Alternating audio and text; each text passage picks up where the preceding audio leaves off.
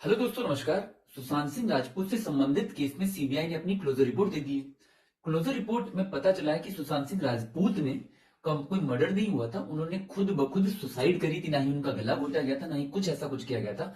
उन्होंने purely suicide करी है, ऐसा सीबीआई की क्लोजर रिपोर्ट में आया है।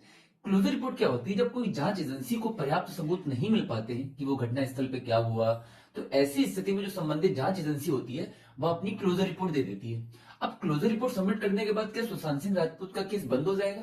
जी नहीं, इसका आंसर है नहीं। अब ये रिपोर्ट जाती है मजिस्ट्रेट के पास। मजिस्ट्रेट के पास दो ऑप्शन रहते हैं। या तो उसे लगेगा कि जो सीबीआई ने दिया है ये पर्याप्त है, और अगर वो उसको एक्सेप्ट कर लेगा तो यहीं पर सुशांत सिंह राजपूत का केस बंद हो जाएगा। लेकिन अगर मजिस्ट्रेट को लगता है कि ये जो आंकड़े दिए गए हैं, तथ्य दिए गए हैं, पर्याप्त नहीं है, अभी और जांच की जरूरत है, तो वह पुनः जांच के आदेश दे सकता है। एक और ऑप्शन रहता है जो शिकायत करता रहता है। अगर वह प्रोटेस्ट पिटीशन लगा दे जाके कि मैं ये जो क्लोजर रिपोर्ट दी गई है इसके आंकड़ों से सहमत नहीं हूं, मुझे नहीं लग रहा कि सीबीआई ने जो जांच करी है वह निष्पक्ष है, तो ऐसी स्थिति में जो हाई कोर्ट है वह फिर से जांच के आदेश दे सकता है। ये ऑप्शन शिकायतकर्ता के पास रहता है। आपको बताते चले कि जो सुशांत सिंह राजपूत की हत्या का मामला हुआ था, ये हुआ था जून 2020 में। वो लटके हुए अपने कमरे में उनका शव पाया गया था जून 2020 में।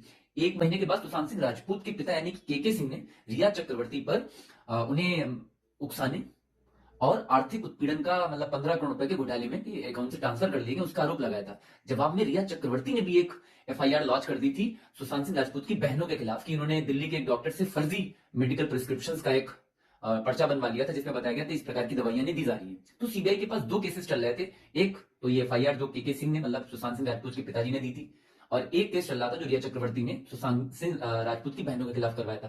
तो सीबीआई ने दोनों केसेस में अपनी जो क्लोजर रिपोर्टें दे दी है। एक क्लोजर रिपोर्ट जो के सिंह ने करा था उससे संबंधित पटना हाईकोर्ट को दी गई है, और एक क्लोजर रिपोर्ट गई है मुंबई हाईकोर्ट को। अब हाईकोर्ट के पास ऑप्शन क्या है, वो उसको एक्सेप्ट करते हैं या रिजेक्ट करते हैं, पता नहीं।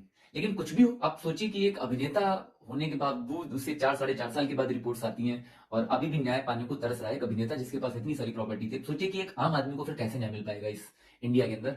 तो चिंतनीय विषय है। बाकी देखते हैं क्या होता है, हाईकोर्ट क्या करता है।